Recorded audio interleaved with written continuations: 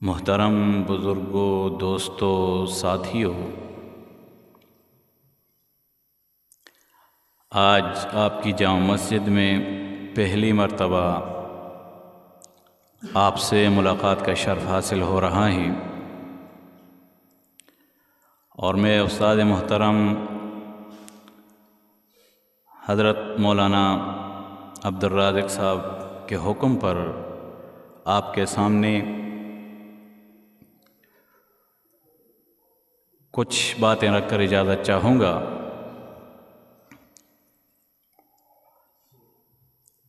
رجب المرجب کا مہینہ ہے، اور اس سے پہلے جمادی الثانی کا مہینہ گزر چکا ہے۔ میں نے آپ کے سامنے قرآن کریم کی 2 آیتیں اور 3 احادیث مبارکہ کا سہارا لیا ہے۔ رب کریم سے دعا گو ہوں کہ رب کریم مجھے حق سچ کہنے کی اور پھر اس پر ہم سب کو عمل کرنے کی توفیق عطا فرمائے۔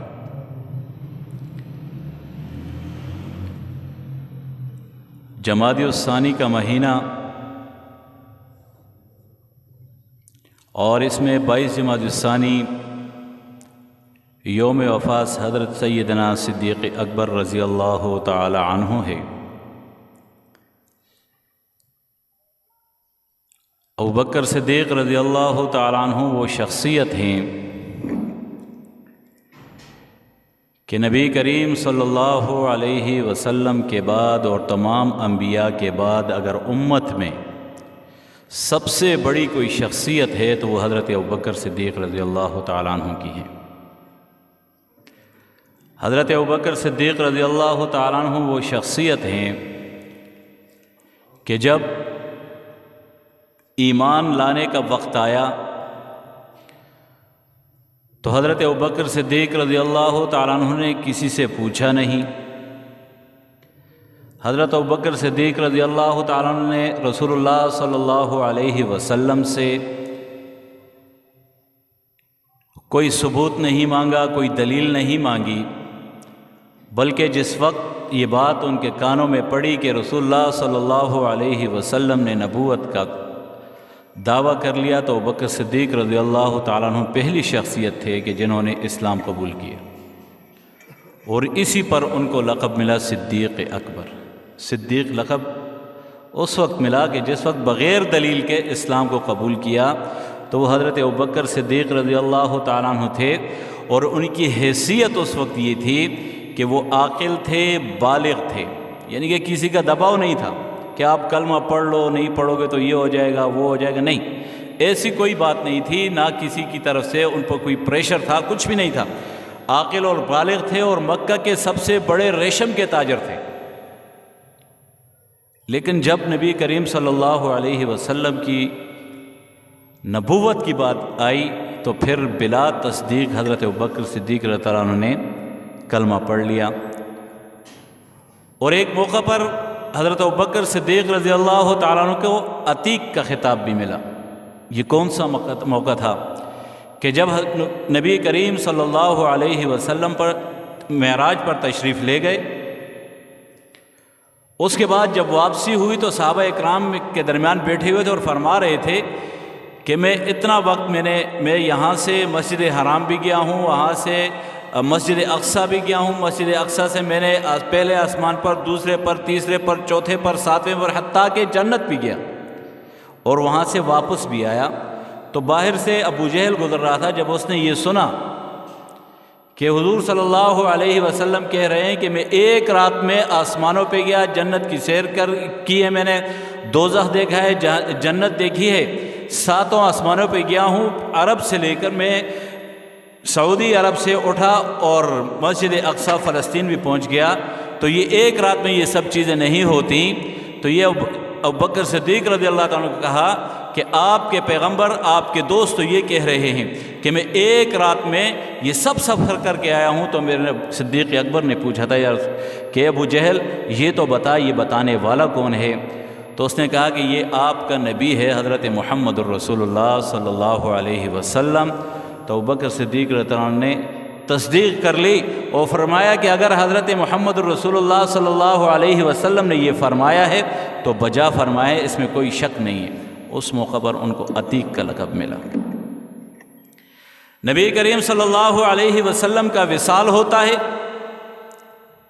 حضرت عمر رضی اللہ تعالیٰ عنہ جیسے جریر صحابی تلوار اٹھاتے ہیں کہ اگر کسی نے کہا کہ نبی کریم صلی اللہ علیہ وسلم انتقال فرما گئے، فوت ہو گئے، تو میں ان کا سر قلم کر دوں گا۔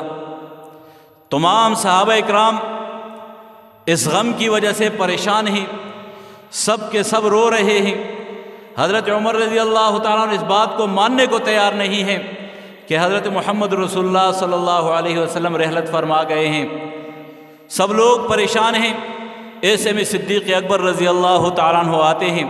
انتہائی نازک موقع ہے اور ایسا لگ رہا تھا کہ اب نبی کریم صلی اللہ علیہ وسلم کے چلے جانے کے بعد یہ دین ختم ہو جائے گا، محمد رسول اللہ صلی اللہ علیہ وسلم کا نام لیوا کوئی نہیں ہوگا، عبادات کرنے والا کوئی نہیں ہوگا۔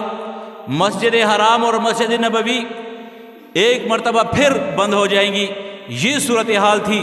اس صورتحال میں حضرت ابوبکر صدیق رضی اللہ عنہ آئے اور انہوں نے فرمایا کہ لوگوں سنو کہ جو لوگ حضرت محمد رسول اللہ صلی اللہ علیہ وسلم کی عبادت کیا کرتے تھے وہ جان لے کہ رسول اللہ صلی اللہ علیہ وسلم دنیا سے رحلت فرما گئے ہیں، اور جو لوگ رب کریم کی عبادت کیا کرتے تھے، رب کریم کی وحدانیت پر ان کو یقین تھا، رب کریم کے لیے وہ سجدے بھی کرتے تھے، رب کریم کے لیے وہ رکوع بھی کرتے تھے، تو یاد رکھو رب کریم کے لیے کبھی موت نہیں آئے گی۔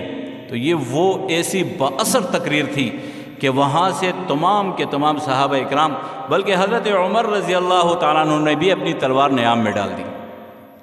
اس ابوبکر صدیق رضی اللہ تعالیٰ عنہ کی بات ہو رہی ہے، اور یہ وہ ابوبکر صدیق رضی اللہ تعالیٰ عنہ ہیں جن کے لیے رب کریم آسمانوں سے سلام بھی بیچتے ہیں۔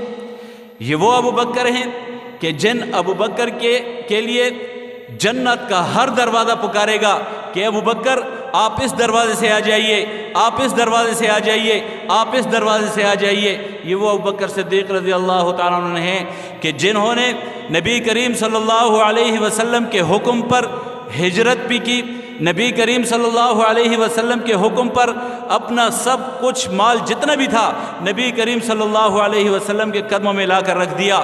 یہ وہ ابوبکر صدیق رضی اللہ تعالیٰ عنہ ہیں کہ جنہوں نے جب ٹاٹ کا لباس پہنا اور اس میں کانٹے لگا لیے بٹن کی جگہ، تو رب کریم کو لباس اتنا پسند آیا کہ رب کریم نے آسمان سے جبرائیل امین کو بھیجا اور وہی لباس پہنا کر بھیجا۔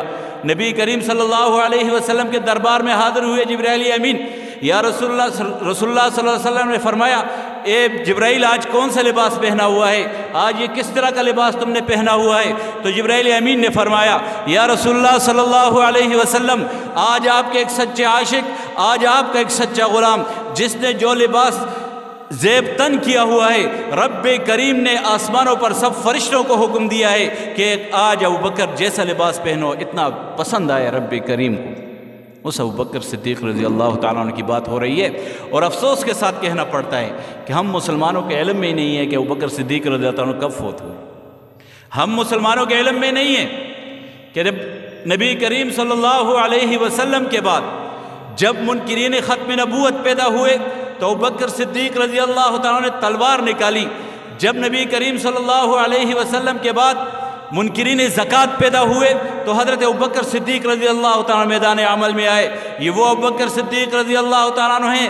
آج اگر ہمیں دینی متین مکمل ملا ہے تو میں وثوق کے ساتھ کہہ رہا ہوں، عقیدہ ہے میرا یہ کہ ابوبکر صدیق رضی اللہ تعالیٰ عنہ ہی کی وجہ سے ملا ہے۔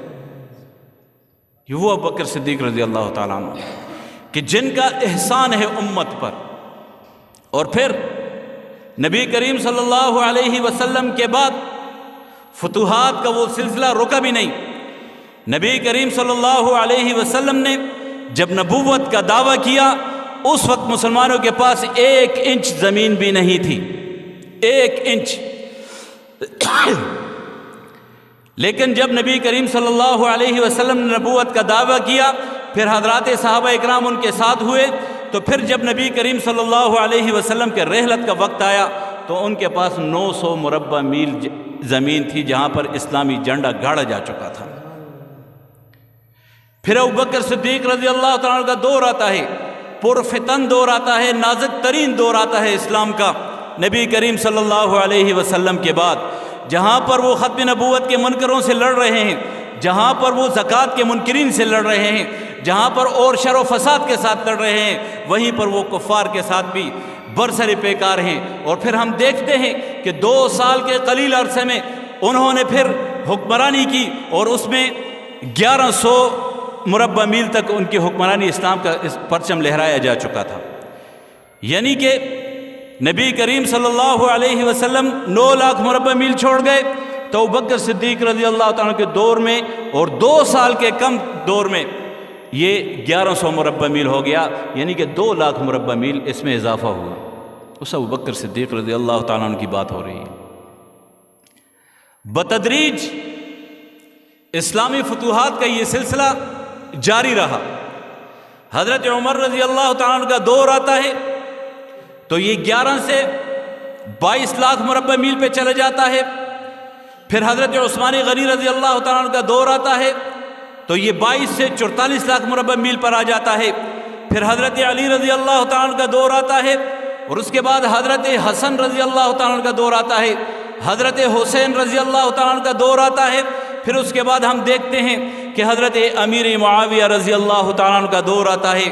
تو پھر یہ جو 44 لاکھ مربع میل کی جو حکمرانی تھی، یہ 64 لاکھ 65 ہزار مربع میل پر محیط ایک اسلامی سلطنت قائم ہوتی ہے، اور اس پر امیر معاویہ رضی اللہ تعالیٰ عنہ اسلام کا پرچم لہراتے ہیں۔ یہ دور حضرت امیر معاویہ رضی اللہ تعالیٰ عنہ کا آتا ہے، اور یہ آدھی دنیا پر اسلامی پرچم لہرایا جا چکا ہوتا ہے۔ اس آدھی دنیا میں آپ کا پاکستان بھی شامل ہے، ذہن میں رکھیں یہ بات۔ ہم تک کلمہ پہنچانے والے، ہم تک نماز پہنچانے والے، ہم تک حج و زکوٰۃ پہنچانے والے، تمام اراکین اسلام ہم تک پہنچانے والے صحابہ اکرام، اور یہ دور وہ تھا جب حضرت امیر معاویہ رضی اللہ تعالیٰ کی حکومت تھی۔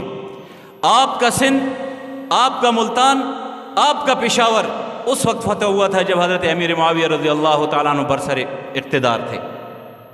یہ باتیں ہمیں نہیں پتہ، ہمارے علم میں یہ باتیں نہیں ہوتی۔ حضرت امیر معاویہ رضی اللہ تعالیٰ عنہ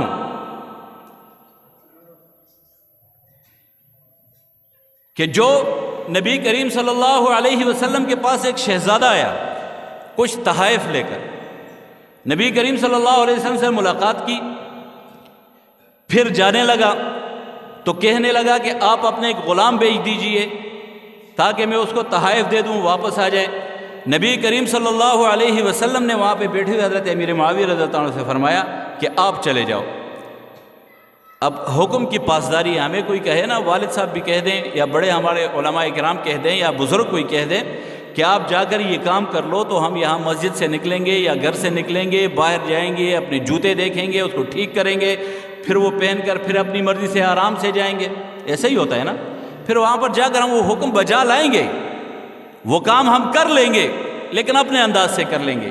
ایک حضرت امیر معاویہ رضی اللہ تعالیٰ کو دیکھیے، وہ گئے، انہوں نے چپل نہیں پہنے، وہ ایسے ہی گئے۔ آج تو راستے پکے ہیں، کوئی کانٹا نہیں ہے، کوئی پتھر نوکیلے نہیں ہیں، کوئی مسئلہ بھی نہیں ہے، لیکن اس وقت نوکیلے پتھر تھے۔ نبی کریم صلی اللہ علیہ وسلم نے فرمایا معاویہ آپ جاؤ، تو معاویہ رضی اللہ عنہ باہر نکلے، جوتے نہیں پہنے، چپل نہیں پہنے، بلکہ رسول اللہ صلی اللہ علیہ وسلم کا حکم سنا تو وہ نکلے اور دوڑ پڑے اس شہزادے کے پیچھے۔ وہ گھوڑے پہ تھا اور یہ پیدل بھاگ رہے تھے اس کے پیچھے۔ وہاں پہنچے، وہاں سے تحائف لیے، واپس آئے تو پاؤں زخمی ہو گئے تھے، پاؤں سے خون آ رہا تھا۔ تو نبی کریم صلی اللہ علیہ وسلم نے فرمایا اے معاویہ کیا ہوا آپ کے پاؤں کو؟ تو حضرت امیر معاویہ نے فرمایا کہ میں ایسے ہی چلا گیا اور وہاں سے آ گیا، تو یہ پاؤں رات میں نوکیلے پتھر بھی لگے ہیں، کانٹے بھی لگے ہیں، گھوڑا تھا اس کے بعد اس کے ساتھ میں بھاگ رہا تھا، تو اس لیے یہ پاؤں میرے زخمی ہو گئے۔ تو نبی کریم صلی اللہ علیہ وسلم نے فرمایا معاویہ آپ چپل پہن لیتے، بوٹ پہن لیتے۔ حضرت امیر معاویہ نے فرمایا آپ کا حکم ہو اور معاویہ پھر جوتے پہنے، اس میں اتنی بھی تاخیر ہو، یہ معاویہ کو پسند نہیں۔ اس امیر معاویہ رضی اللہ عنہ کی بات ہو رہی ہے، وہ امیر معاویہ کہ جو کاتب قرآن تھے۔ آج ہم پڑھ رہے ہیں نا قرآن کریم، الحمد سے لے کر والناس تک ہم قرآن کریم پڑھ رہے ہیں، لکھنے والا کون ہے؟ حضرت امیر معاویہ رضی اللہ تعالیٰ عنہ۔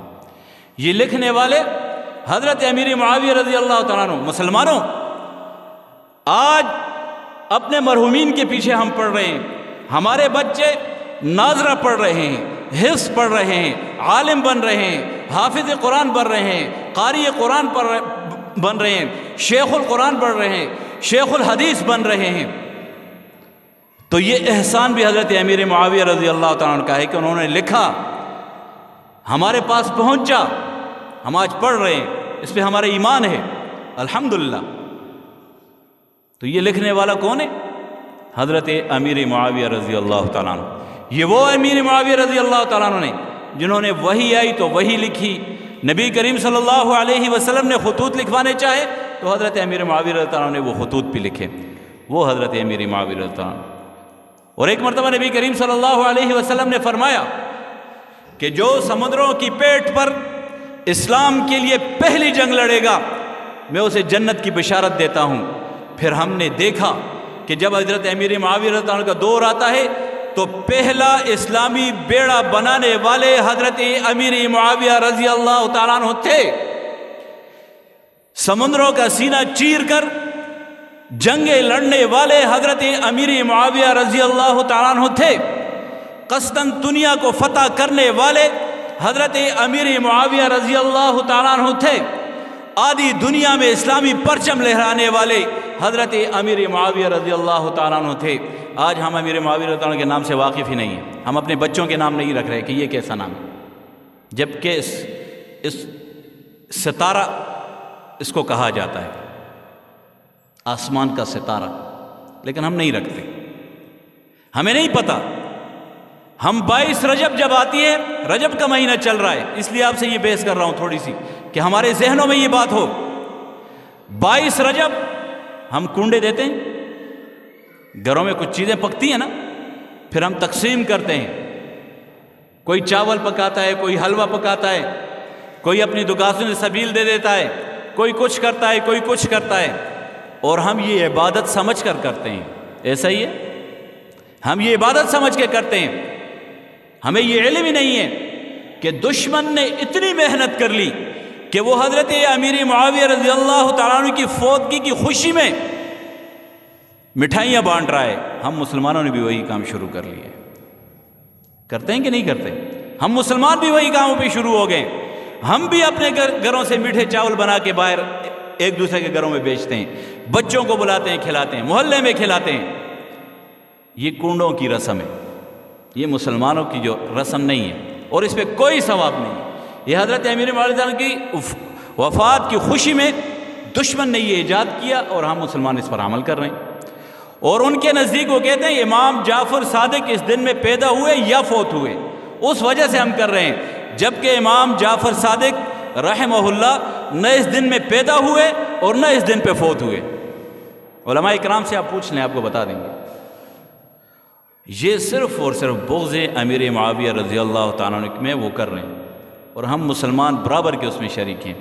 لہذا میری آپ سے گزارش ہے کہ یہ مہینہ رجب کا ہے، ذہن میں رکھیں، اپنے اپنے گھروں میں جا کر آج ہی یہ مسئلہ بتا دیں، ان کو آج ہی یہ بتا دیں کہ 22 رجب یوم وفات حضرت امیر معاویہ رضی اللہ عنہ ہے، اور اس پہ کوئی خوشی نہیں ہے۔ ایسا ہی ہے نا؟ تو 22 رجب کو اب یہ کنڈے کریں گے؟ ہاں یا نہ تو بولیں، کریں گے یا نہیں کریں گے؟ نہیں کریں گے نا انشاءاللہ۔ تو یہ اپنے رشتہ داروں میں، اپنے پڑوس میں، اپنے گھر میں، ہر جگہ جا کر یہ بات ان کے سامنے رکھیں کہ 22 رجب المرجب حضرت امیر معاویہ رضی اللہ تعالیٰ کا یوم وفات ہے، اس پر کوئی کنڈے نہیں ہیں، کوئی ہم نے دیگیں نہیں چڑھانی، کوئی ہم نے چاول یا حلوے تقسیم نہیں کرنے۔ آپ بعد میں کر لیں، ثواب کی نیت سے آپ کر لیں، آپ کو منع کسی نے نہیں کیا، لیکن 22 رجب المرجب کو یہ جو کام ہوتا ہے یہ دشمن کی طرف سے ہوتا ہے، یہ مسلمانوں کا شیوا نہیں ہے۔ تو میرے دوستو،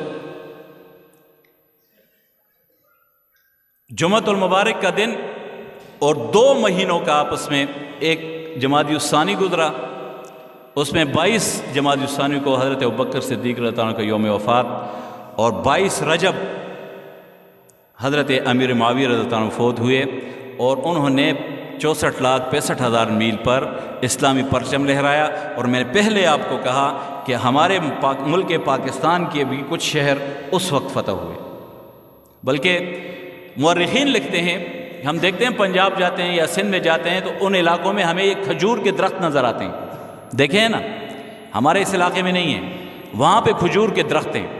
وہاں پہ مورخین لکھتے ہیں یہ کھجور کے درخت کیوں ہوئے؟ جب وہ صحابہ اکرام رضوان اللہ تعالیٰ اجمعین جب وہ عرب سے عجم میں آئے تو ان کے پاس کھجور تھے کھانے کے لیے، کھجوریں، ظاہر ان کا غذا کھجور تھی، تو وہ کھجوریں کھا کر گزارا کرتے تھے اور گٹلیاں یہاں پہ پھینک جاتے تھے، تو یہ ان گٹلیوں کی وجہ سے یہ کھجور کے درخت ہیں۔ ہمارے ملک میں تو جو کھجور کا درخت ہے یہ بھی تو حضرات صحابہ اکرام کی وجہ سے آئے۔ تو میرے دوستو، ہمیں ہر چیز اگر ملی تو صحابہ اکرام کی وجہ سے ملی، اور پھر رب کریم نے فرمایا فَإِنْ آمَنُوا بِمِثْلِ مَا آمَنْتُمْ بِهِ فَقَدِ اهْتَدَوْا، کہ آپ کا ایمان اس وقت تک مکمل نہیں، اس وقت قابل قبول نہیں کہ جب تک آپ کا ایمان پہلے جیسا نہ ہو۔ اور پہلے والے کون ہیں؟ تو میں قرآن کریم سے پوچھتا ہوں پہلے والے کون ہیں؟ تو قرآن کریم بتاتا ہے کہ پہلے حضرت محمد الرسول اللہ صلی اللہ علیہ وسلم کے سامنے جو لوگ دو زانو ہو کے بیٹھے تھے، جنہوں نے قرآن پڑھا، جنہوں نے حدیث مبارکہ پڑھی، جنہوں نے اسلام کو سمجھا، تو وہ ابوبکر تھے، وہ عمر تھے، وہ عثمان تھے، وہ علی تھے، وہ حسنین کریمین تھے، وہ حضرت معاویہ تھے، وہ 1,24,000 کم و بیش صحابہ اکرام تھے، یہی وہ پہلے تھے۔ آج ہماری نمازیں قبول تب ہوں گی، آج ہماری زکوٰۃ قبول تب ہوگی، آج ہمارا حج قبول تب ہوگا، آج ہماری عبادتیں قبول تب ہوں گی جب ہمارے ایمان حضرات صحابہ اکرام جیسے ہوں گے۔ کسوٹی بنا دی، معیار بنا دیا، فَإِنْ آمَنُوا بِمِثْلِ مَا آمَنْتُمْ بِهِ فَقَدِ اهْتَدَوْا۔ اگر آپ کا ایمان ابوبکر جیسا نہیں ہوگا، عمر جیسا نہیں ہوگا، عثمان و علی حسنین کریمین جیسا نہیں ہوگا تو ایمان قابل قبول نہیں ہوگا۔ معیار حضرات صحابہ اکرام کو بنا دیا۔ آج ہم نے اپنے ایمانوں کی فکر کرنی ہے، ہم نے سوچنا یہ ہے کہ ہم حج بھی ادا کرتے ہیں، ہم نمازیں بھی 5 وقت کی پڑھتے ہیں، ہم مسجدوں کو بھی آباد کیے ہوئے ہیں، ہم عبادات بھی کر رہے ہیں، کیا ہمارا ایمان ان جیسا ہے؟ اگر ان جیسا ہے پھر تو مطمئن ہو جائیے، اور اگر ان جیسا نہیں ہے تو پھر ہمیں متفکر ہونا چاہیے، پھر ہمیں فکر کرنی چاہیے کہ ابوبکر جیسا ایمان کیوں نہیں ہے، عمر جیسے ایمان کیوں نہیں ہے، حضرات صحابہ اکرام جیسے ایمان کیوں نہیں ہے، حبشے کے کالے بلال جیسا ایمان ہمارا کیوں نہیں ہے؟ اگر اس جیسا ایمان نہیں ہوگا تو قابل قبول نہیں ہوگا۔ تو میرے دوستو، معیار حضرات صحابہ اکرام ٹھہرے۔ اور ایک اور آپ کو بات بتاؤں، ہم کلمہ پڑھتے ہیں لا الہ الا اللہ محمد الرسول اللہ، یہ کلمہ کس کا ہے؟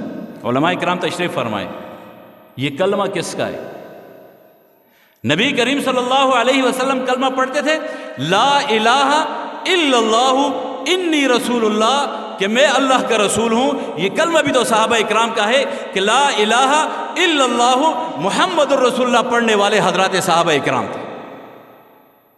تو یہ کلمہ بھی ان کا، یہ دین بھی ان کا، یہ قرآن بھی ان کا، یہ ذکر و اذکار بھی ان کا، تو یہ سب چیزیں ہمیں ملی صحابہ اکرام سے۔ حرمت الیوم اکملت لکم دینکم واتممت علیکم نعمتی ورضیت لکم الاسلام، نبی کریم صلی اللہ علیہ وسلم کا آخری خطبہ، الیوم اکملت لکم دینکم واتممت علیکم، یہ آخری خطبہ ہے کہ میں نے تمہارا دین تمہارے لیے مکمل کر دیا ہے۔ تو مسلمانوں سوچو کہ اس وقت نبی کریم صلی اللہ علیہ وسلم کے آخری خطبے میں آگے کون تھے؟ نبی کریم صلی اللہ علیہ وسلم کن کو فرما رہے تھے کہ میں نے تمہارا دین تمہارے لیے مکمل کر دیا ہے؟ تو آگے صحابہ اکرام تھے نا۔ تو ان صحابہ اکرام کی عظمت کو اپنے دلوں میں بٹھائیے۔ آج دشمن ان پر حملہ آور ہے، اگر ہم اپنے گھروں میں تعلیم نہیں دیں گے، گھروں میں ان کی ایام شہادت یا ایام وفات نہیں بتائیں گے تو پھر بہت بڑا نقصان ہو جائے گا۔ ہمیں جاگنا ہوگا، ہمیں یہ دیکھنا ہوگا کہ کون صحابی تھے، کتنا انہوں نے قربانی دی۔ کب ان کی یوم وفات یا یوم شہادت ہے، اتنا تو ہمارے علم میں ہونا چاہیے۔ تو میرے دوستو، قرآن کریم کی دوسری آیت میں نے آپ کے سامنے رکھی تھی، وَأَنَّ الْمَسَاجِدَ لِلَّهِ فَلَا تَدْعُوا مَعَ اللَّهِ أَحَدًا، کہ یہ مساجد اللہ کے گھر ہیں، توحید بیان کرنے کے اڈے ہیں، یہیں سے توحید بیان ہوتی ہے، یہیں سے حافظ قرآن بھی بنتا ہے، یہیں سے قاری قرآن بھی بنتا ہے، یہیں سے علماء بھی پیدا ہوتے ہیں، یہیں سے شیخ التفسیر اور شیخ الحدیث بھی پیدا ہوتے ہیں۔ ابتدا مسجد ہوتی ہے، اور یہ مساجد جتنی بھی دنیا میں ہیں یہ کعبہ شریف کی بیٹیاں ہیں، یہ بات ذہن میں رکھیں، کعبہ شریف کی بیٹیاں ہیں۔ مساجد ختم بھی نہیں ہوں گی، قیامت آئے گی مساجد ختم نہیں ہوں گی، ان مساجد کو اٹھایا جائے گا، جب بیت اللہ شریف کو اٹھایا جائے گا اس کے ساتھ یہ مساجد کو بھی زمین سے اٹھایا جائے گا، جنت میں لے جایا جائے گا، اور ایک مسجد ایسی ہوگی جو سسک رہی ہوگی، رو رہی ہوگی، تو پوچھا جائے گا کہ کیوں رو رہی ہو؟ تو وہ مسجد جواب دے گی، میں اس لیے رو رہی ہوں کہ مجھے آباد کرنے والا، مجھے بنانے والا وہ ایک مزدور یہاں پہ رہ گیا ہے کہ جس نے میرے دیوار کے اندر خلوص دل سے ایک پتھر رکھا تھا، وہ دنیا میں مجھ سے رہ گیا ہے، اس لیے میں رو رہی ہوں۔ تو پھر اس بندے کو لایا جائے گا اور اس مسجد میں بٹھا کر جنت کی طرف لے جایا جائے گا۔ یہ مساجد جو تعمیر کرتے ہیں، مساجد کو جو آباد رکھتے ہیں، مساجد کی جو خدمت کرتے ہیں، ایسا نہیں ہے کہ ہم آ کر نماز پڑھ کے اور چلے جائیں گے اور بس بات ختم ہو جائے گی، نہیں، مساجد آپ کو نہیں بولتی، مساجد آپ کا ٹھکانہ جنت میں کر کے ہی دم لیتی ہیں۔ تو یہ مساجد ہر جگہ پہ تعمیر ہو رہی ہیں، اور جب دنیا میں جو پہلی مسجد بنی وہ بیت اللہ شریف کی بنی، بیت اللہ شریف سب سے پہلے بنا، اور اس کا جو مٹیریل ہے وہ جنت سے آیا۔ کہاں سے آیا؟ جنت سے آیا۔ جب بیت اللہ شریف کی تعمیر مکمل ہو گئی، فرشتے آئے اور انہوں نے وہ مٹیریل اٹھا کر واپس لے جانے کے لیے آئے، تو رب کریم نے فرمایا کہ آپ یہ مٹیریل کدھر لا رہے ہو؟ تو فرشتوں نے کہا کہ یہ مٹیریل زیادہ ہو گیا، واپس جنت میں لے کے جا رہے ہیں۔ تو رب کریم نے فرمایا نہیں، واپس نہیں لے کے آؤ، بلکہ اپنے مشرق، مغرب، شمال اور جنوب میں ایسے پھینک دو، جیسے ہم کھاد پھینکتے ہیں نا کہ فصل اچھی ہو جائے، کھاد جو پھینکتے ہیں، ایسے پھینک دو جہاں پر اس ریت کا ایک ذرہ بھی جائے گا وہاں پہ مسجد بنے گی۔